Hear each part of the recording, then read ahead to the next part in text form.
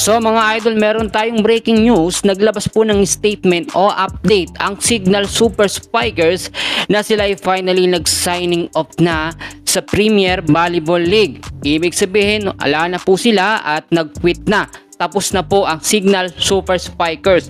Ilang mga star player po ng Signal maglilipatan sa ibang mga PBL teams. So aalamin ho natin lahat ng mga detalye. So alam naman natin na nagsimula ang disappointment po ng Signal matapos silang matalo sa finals ng Creamline Cool Smashers. So malaking impact talaga yun mga kaibigan. At napag-uusapan na yan noon pa man na kapag natalo talaga ang Signal ay mabubuwag na po ang kanilang kupunan, which is nangyari na nga po yan. Ngayon, ang pinoproblema po ng mga Signal fans kasi ang daming malalakas po sa Signal, aminin natin. Isa na dyan si Bunny Gandler, si Erica Santos. Yung dalawang star player po na yan ay pinag-aagawan po ngayon ng iba't ibang mga PBL teams. So alam naman natin may connection ito si Bunny Gandler sa kupunan po ng Creamline Cool Smashers. At kahit ang impression sa kanya ng mga Creamline fans ay masungit, hindi namamansin or mayabang, pero kilalang kilala po yan ng ilang mga player po ng Creamline tulad ni Alyssa Valdez. Nakita nyo kung paano i-approach ni Valdez. Eto pong si Bunny Gandler, talagang alam nila na mangyayari, mabubuwag na po or mawawala na ang Signal Super Spikers.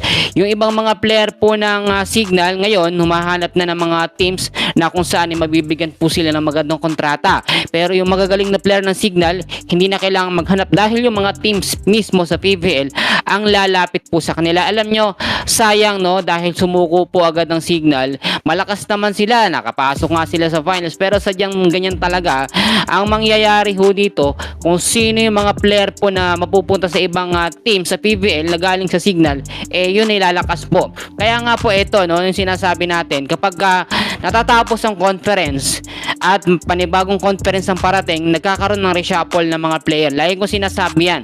Ngayon po, hindi mababawasan ng Creamline at madadagdagan pa. Yan ang sinasabi natin. At sino naman yung madadagdag mga kaibigan? Nilinaw ko na at sinabi ko sa ilang updates na nagbibigay ng interes. Ito nga pong Creamline Cool Smashers na makuha ang star player ng Signal na si Bunny Gandler. Maraming kumukontra dito, lalo na yung mga Creamline fans na sinasabi dapat hindi daw mahaluan ng mayayabang na player ang Creamline. So alam naman natin mga kaibigan, ganyan din ang issue noon kay Bedele. Sinasabing ng iba mayabang, no? Pero nung napunta sa Creamline, nakita lumabas ang tunay na kabaitan.